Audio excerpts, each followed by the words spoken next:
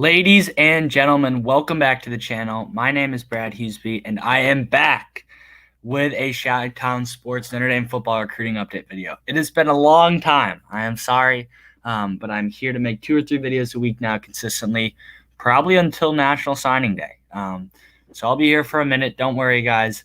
I'm ready to get back locked in. Today, we are going to be touching on who's going to commit next. I haven't made a video in so long. There's so much to talk about. So I'm trying to think the last time I made a video. I do not think anyone has committed. You have had some major events happen with Peyton Bowen, Keon Keeley, the running back board expanding with Dylan Edwards. A lot has happened. But let's touch on quarterback recruiting because that has been one of the main topics. Austin Novosad came onto campus for a day earlier this past week.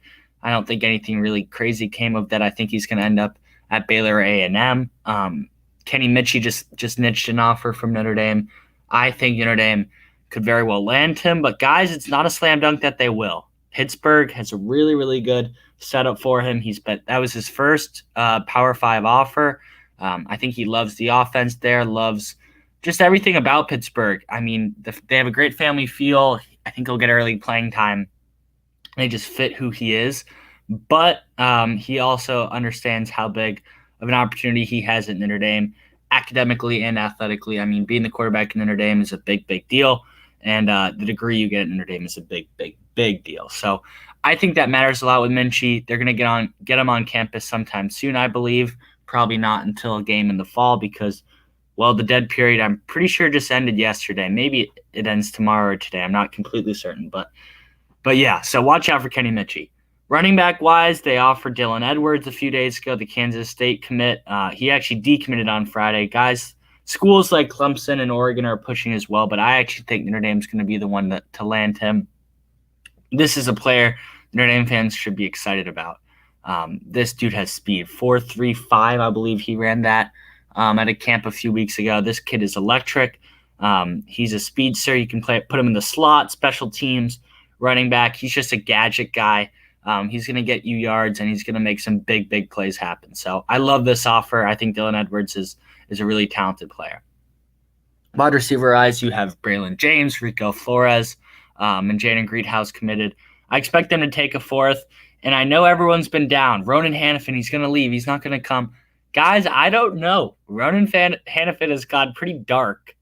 He's locked into decision mode. He definitely wants to make one soon. I think the longer this goes, the better for Notre Dame. I think he took an amazing visit to Clemson in June.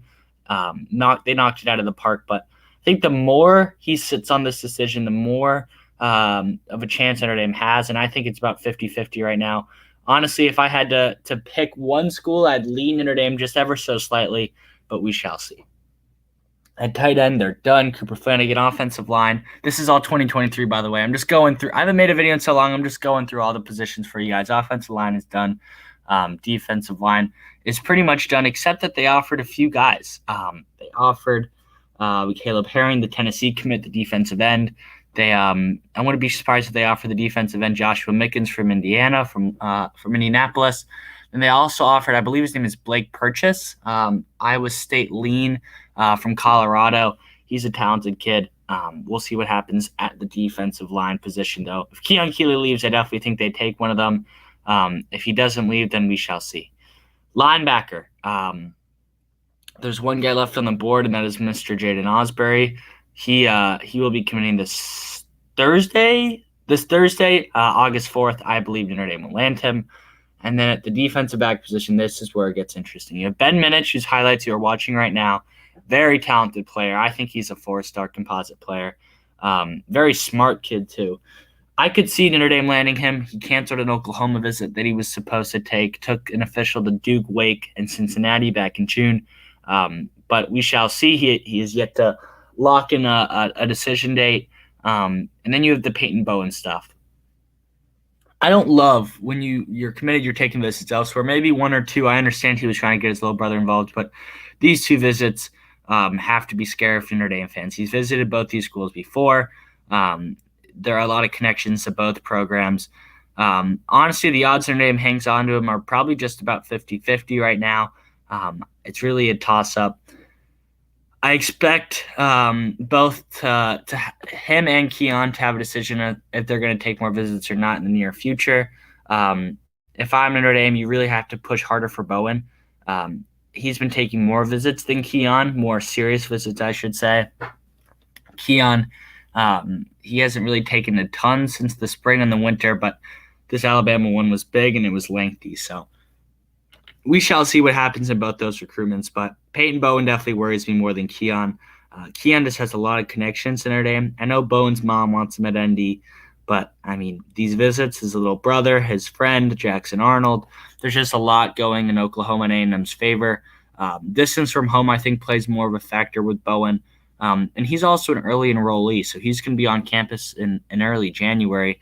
The closer that gets down, and knowing you're traveling, I don't know how many miles it is from Texas to South Bend, but it's definitely a distance. It's a 2.5-hour flight, so we shall see what happens there. And then Samuel Mpemba, I think, is the other target, the only athlete target left on the board.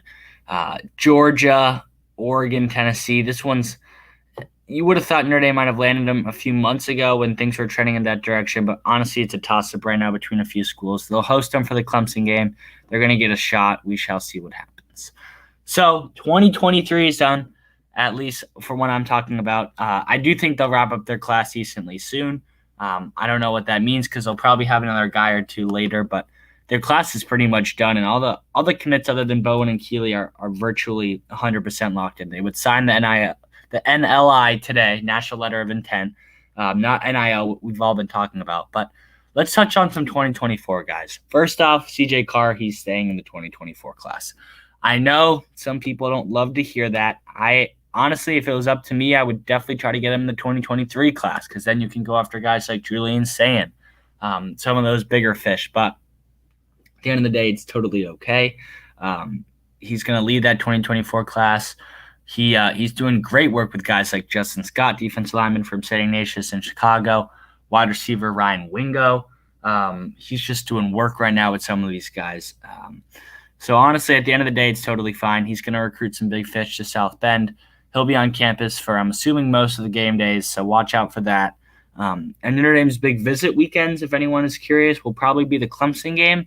And then I wouldn't be shocked if the Stanford game is a pretty big one as well. The night games tend to do better with the recruits. The USC game and the North Carolina game were probably the top two this past year, and I expect that to be the same this year. Some other 2024 guys I think Notre Dame is training for: Peter Jones, the offensive lineman from Pennsylvania. Trying to think who else. Ryan Wingo, I just mentioned. Justin Scott. Caleb Beasley, the corner from Tennessee. He was trying to make it up for the BBQ, but his coach wouldn't let him. He ended up going to Tennessee because it was closer to home. He's a guy definitely to watch out for. I haven't mentioned Boba Traore a lot. Don Shula's teammate at Irvington High School in New Jersey. That kid I definitely think likes Notre Dame a lot. People don't talk about him as much as they should. But honestly, guys, 2024, it's early. Coaches can't even contact these kids directly yet. The kids have to reach out to them. Starting September 1st, college coaches can reach out to these kids, 2024 kids, whenever they want. But right now, it's just the player has to reach out to the coach.